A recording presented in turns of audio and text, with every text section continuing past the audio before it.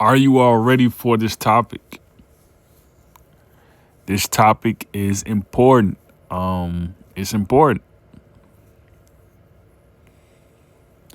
I see like living in certain demographics, um, kind of armored as a city or a town or a village, or a club. I see this right when you see businesses that are boarded up, like, and they're boarded up because not because the business went out of business. They're boarded up because someone decided at night that they were going to sham it. They were going to ransack it. They were going to knock the glass out of the window and see what they can get out of the clerical, to see what they can get out of there. This makes us look bad, and this also makes us less wealthier. Makes us less wealthier. When you see a business have to file an insurance claim because someone decided, well, I want to go in this store and I want to steal something. I'm going to go in this particular shop and I'm going to take something out when no one is looking. I'm going to break the glass. This makes us lose wealth. When you look at the fact that, you had the 67 and 68 riots in places like Chicago, Detroit, Philadelphia, when you look at this, right, those people are still around to this day. When they had to burn these businesses up and burn them to the ground, and look, right, since they've done that, right, because the Martin Luther King riots, right, these communities have never recovered. They've never recovered. And then when you see like there's people who still do these things to this day, right, they still do it. They'll, go to a foot outlet, and if there's shoes on the rack, they'll try to break in the store and take the shoes. The shoes don't even match. They'll just try to break in there and get what they can get.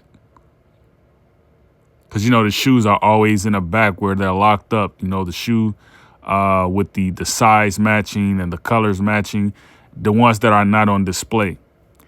People will try to go into these stores and steal the shoe that's on display. People will, ruin a produce section trying to steal a package of hot dogs, a couple cans of tuna.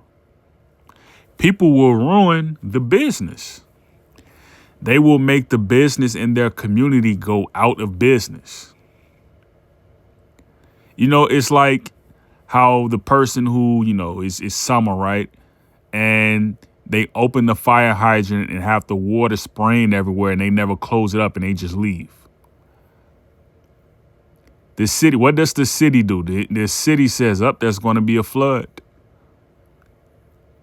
They take out an insurance policy, an insurance claim on the neighbors near. This is always the case. The mayor continues to get paid. The city council continues to get paid. And the retirees and the pensioners who are in these communities, they never see their communities improve. They never see their communities improve.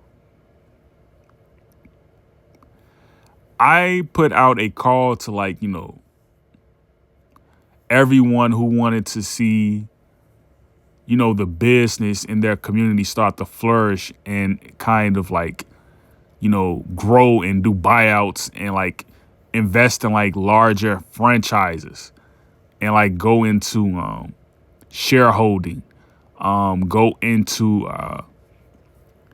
different capital ventures. And no one really responded. No one really responded.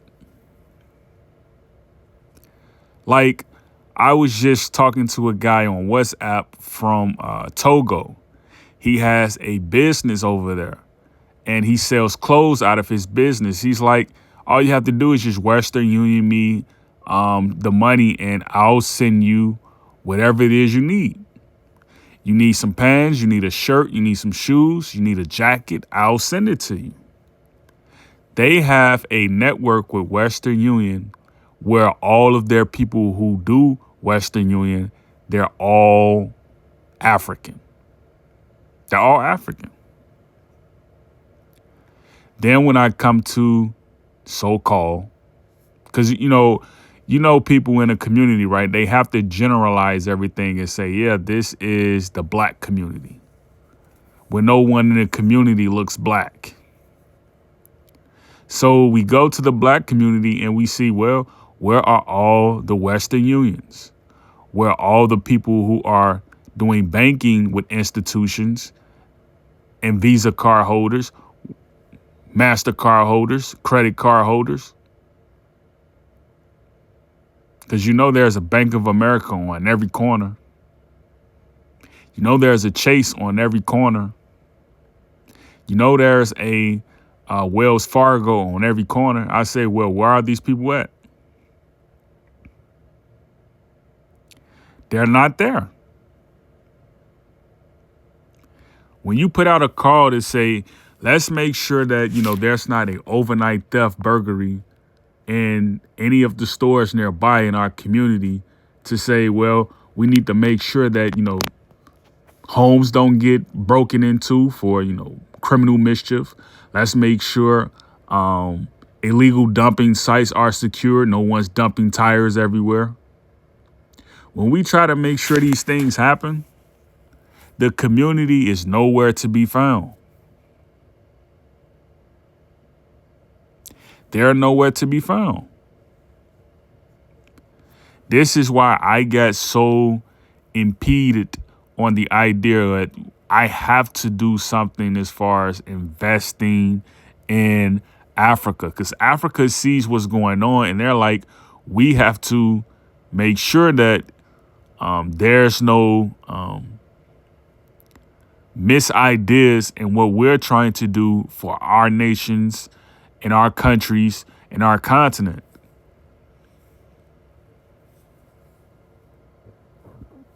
Africa has an advancing chance to do the opposite and reverse what Americans have done. They have an advancing chance. They have the chance to say, we can export here, we can export there, and we can get what we need to get to the people who are supporting and patronizing our businesses abroad. This will allow money to circulate here and money to circulate there. Africa doesn't have to deal with corrupt politicians on a level that Americans have to deal with them. It's quiet as it's kept. It's quiet as it's kept.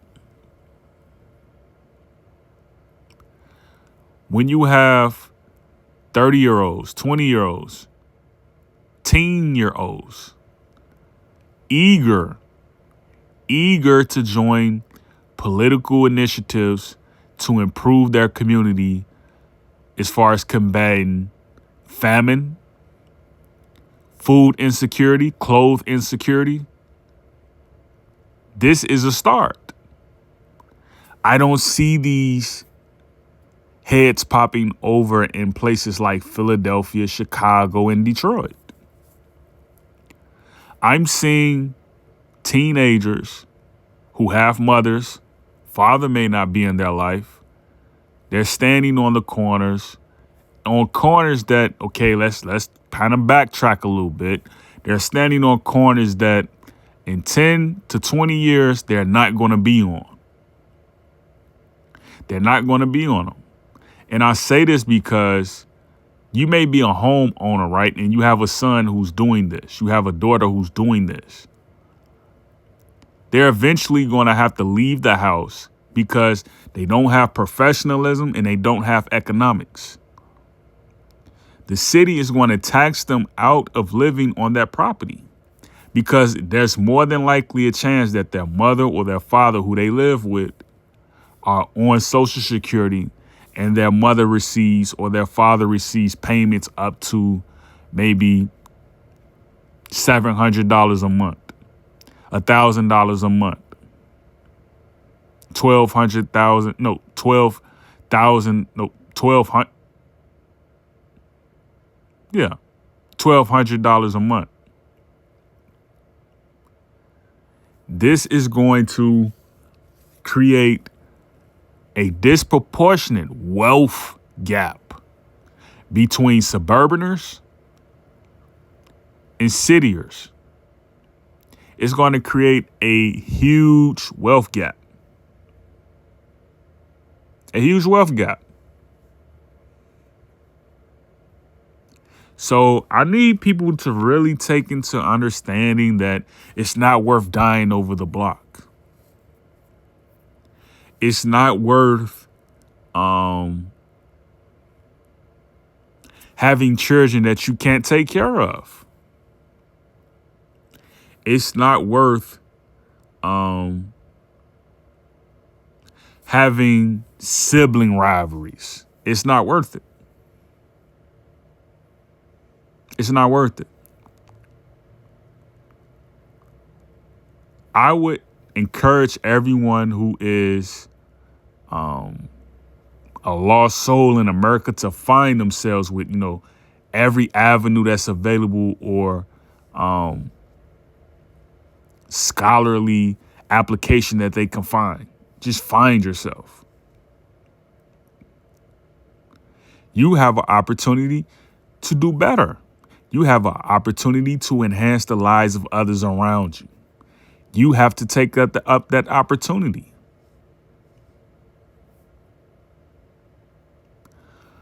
I don't want to see our people stuck in this habit of trauma bonding. Whenever something bad happens, they have to,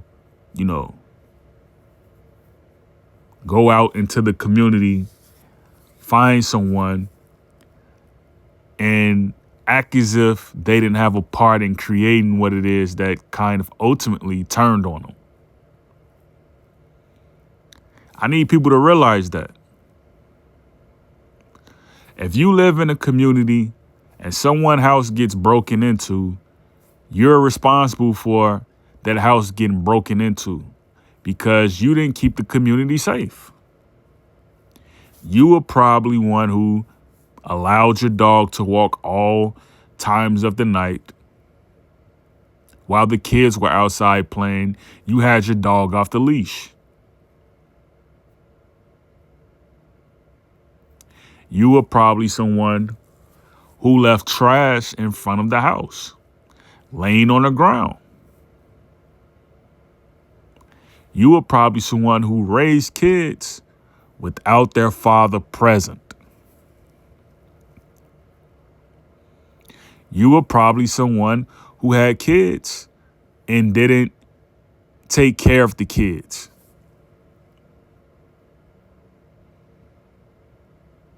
Okay? I'm really seeing like people just kind of like lose focus on the bigger goal. Like when you're on the internet, you should be wanting to get to know people, meeting people who can ultimately help you. Just forget about, we're finding out who our distant cousins are, our first cousins, our second cousins, our third cousins, our fourth cousins, our fifth cousins, our sixth cousins. Just forget about all of that, right?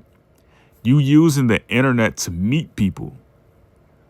Let's not be tone with this approach that we have to be prejudiced or we have to like geek up this idea that, somehow the person who I may meet or suspectedly meet is somehow a bad person. Like they've been accused of doing something as far as like maybe molestation of a woman or a child. Or maybe, Again, we're going back to this idea of community, right? Robbing a business. So I need people to like really put on that bifocals and really think like, why am I on the internet? Why am I in the community? What is my goal to be in the community? Am I being of independence to the persons around me? And am I being of independence to my own mind? Because again, when I make these videos, I always try to spark conversation about, are people really thinking? Are people really focused on the bigger onset of goals? Are they trying to reach a milestone in thoughts? The internet is just not about likes, shares, and comments. The internet is about who am I meeting and who am I establishing a connection with? Because again, let's face it, all human beings at birth, they're instructed to be kind to another human being. They're instructed to be how can I say this? They're instructed to be instanding. They're instructed to be tolerant of other human beings. That's the word I was looking for, tolerant. They're instructed to be tolerant.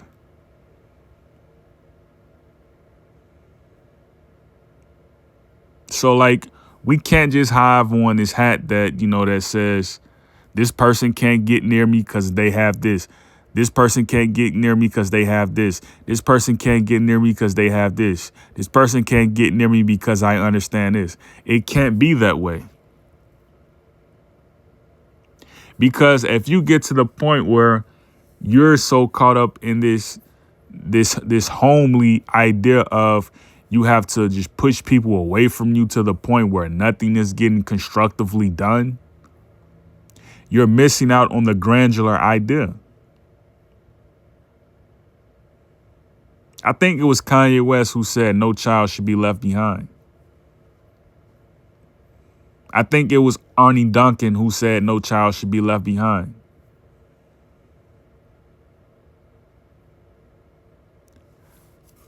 I don't know. I